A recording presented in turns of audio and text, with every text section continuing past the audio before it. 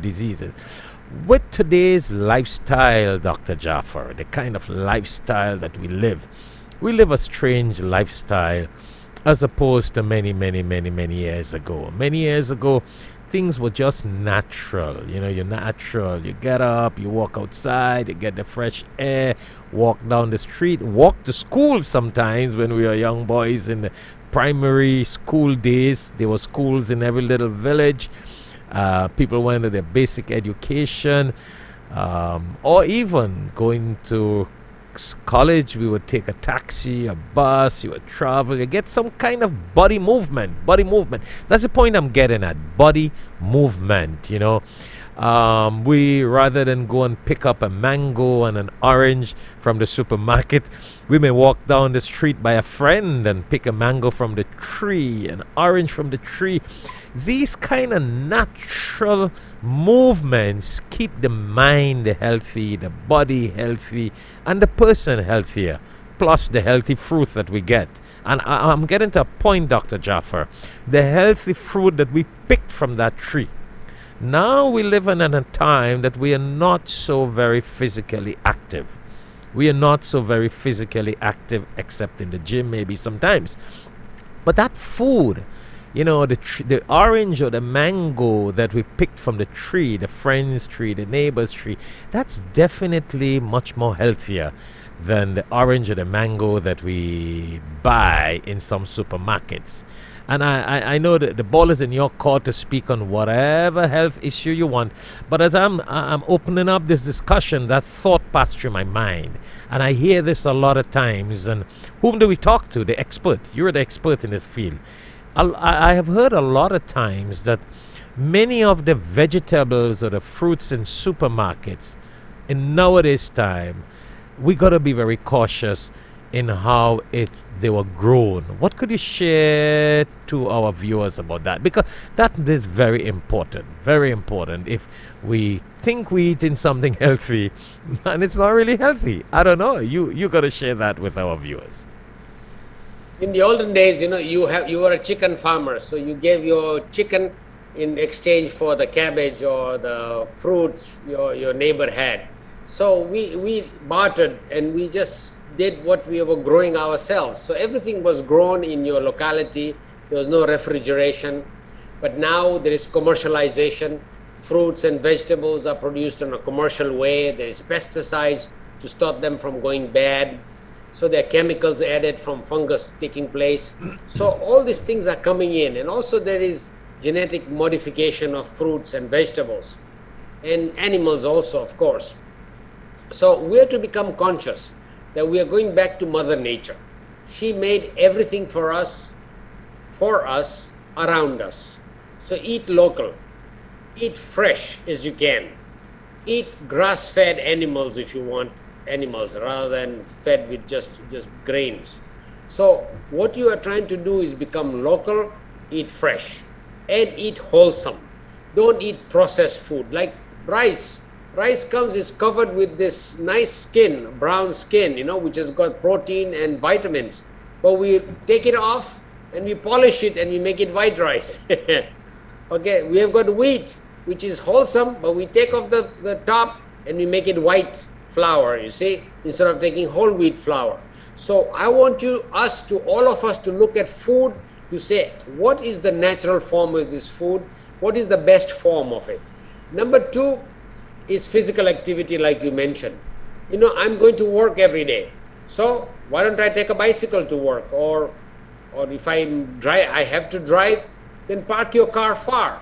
Walk the parking lot, whole of parking lot, park your car in the back. So you have to walk. While I'm working, take the stairs up and down. Don't take the elevator.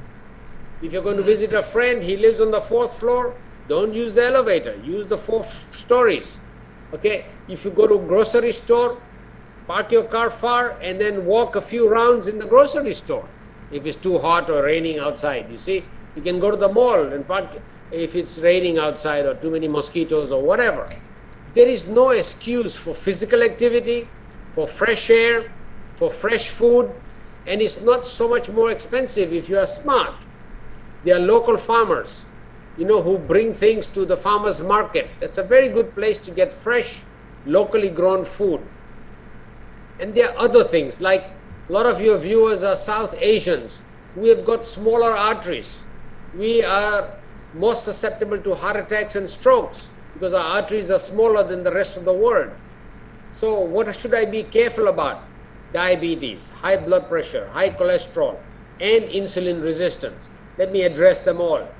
Diabetes, because I eat white bread, white pasta, white rice, cookies, candies, sweets, instead of eating whole grain foods and wholesome foods and vegetables. If I do that, I'll reduce my chances of getting no diabetes, okay?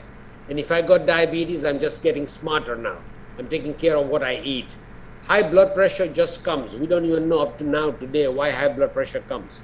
Very small number is secondary hypertension, but mainly is primary. We don't know why it happens.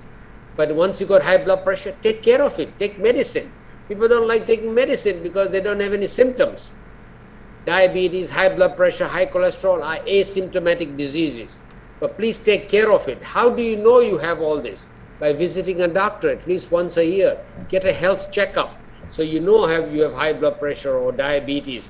If you have high cholesterol, take the medicine for that. We know that unfortunately you go to the villages of India, Africa, China, or anywhere in the villages, there's no heart disease.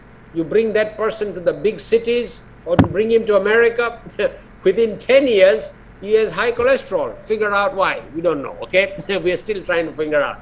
But high cholesterol happens in your liver, where your body manufactures cholesterol.